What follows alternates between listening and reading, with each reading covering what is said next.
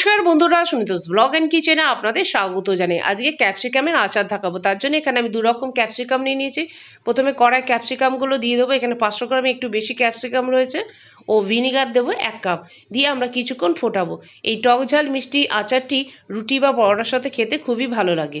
এবার কিছুক্ষণ ফোটানোর পর যখন ক্যাপসিকামটা একটু মজে আসবে তখন এখানে আমরা 100 গ্রাম চিনি দেবো ও 100 গ্রাম মধু দেবো দিয়ে আপনার কিছুক্ষণ ফোটাবো। আপনারা চাইলে শুধু মধু দিয়েও এই আচারটি তৈরি করতে পারেন।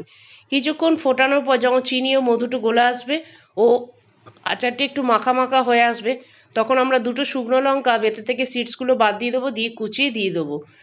ওর লাস্টের দিকে চাইলে আপনারা 1 চামচ কর্নফ্লাওয়ার 2 চামচ ভিনিগারে মিশিয়েও দিতে পারেন যাতে একটু মাখা মাখা হয়ে যাবে, কিন্তু জল দেবেন না, তাহলে আচারটা বেশি দিন লাস্টিং করবে না। আমাদের ক্যাপসিকামের আচার রেডি। এবার আমরা সার্ভ করে দেবো। বন্ধুরা, ভিডিওটি ভালো লাগলে লাইক শেয়ার কমেন্ট করে পাশে থাকবেন। ধন্যবাদ বন্ধুরা।